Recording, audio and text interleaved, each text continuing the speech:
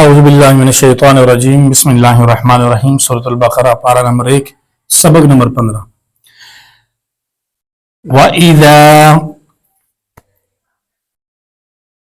قِيلَ لَهُمْ لَا تُفْسِدُوا فِي الْأَرْضِ قَالُوا إِنَّمَا نَحْنُ مُصْلِحُونَ واو زبر وا امزہ زیری وائی ذال الف زبر ذا وَإِذَا الف مدہ ایک الف کی مقدار ہم اس کو لمبا کریں گے.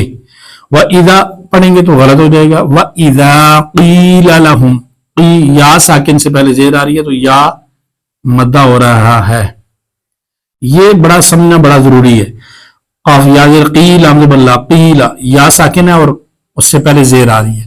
لام زبر لا ہا میم پیش ہم قیل لہم لام الف زبر لا لا یہ بھی الف مدہ ہو رہا ہے اور ایک الف کی مقدار ہم اس کو لمبا کریں گے.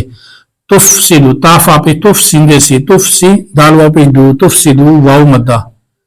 یہاں پر واو ساکن سے پہلے پیش آ رہا ہے تو واو مدہ ہو رہا ہے. لا تفسدو فا زیل لام فل فا لام زیل فل یہ یا اور الف لکھنے میں آتے ہیں اور پڑھنے میں نہیں آتے. فل امزار آدبر آرد فل آرد قاف الف زبر قا یہ الف مدہ الف سے پہلے زبر آ رہی.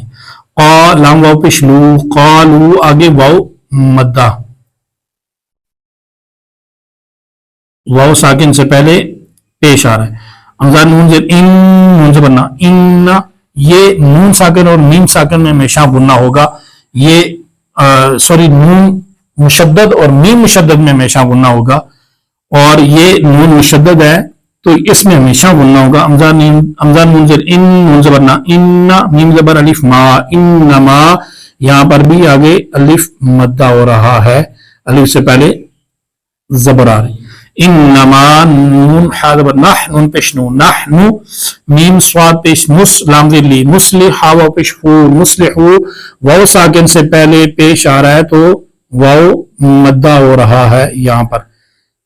یہاں پر واو مدہ ایک الف کی مقدار لمبا کریں گے. مصلحون ہم وقف کریں گے تو مصلحون پڑھیں گے.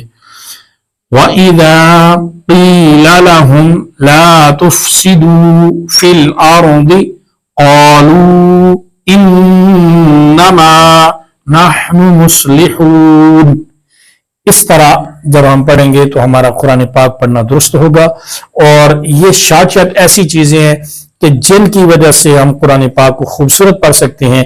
یہ جو اس کے اندر نیم ساکن کا اس طرح کے وہ قاعدے میں ابھی شو نہیں کر رہا لیکن وہ پیچھے قاعدے میں پڑھا چکے ہیں. یہاں پر یہ مثال ہے کہ الف مدہ ہم کیوں ضروری کریں گے. اگر ہم پڑھیں گے قالو تو یہ غلط ہو جائے گا. قالو اور لام واو پیش لو کو لمبا کرنا ایک الف کی مقدار بعض بچے یا اس طرح نہیں لمبا کرتے تو وہ پڑھ جاتے ہیں قالو انما لو لام پیش لو نہیں پڑھنا لام واو پیش لو ایک الف کی مقدار ضرور لمبا کرنا ہے.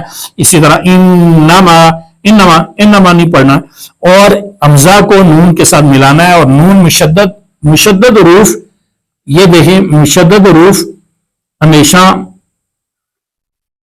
دو مرتبہ پڑھا جاتا ہے. مشدد حروف ہمیشہ دو مرتبہ پڑھا جاتا ہے. ایک مرتبہ اپنے سے پہلے والے متحرک حرف سے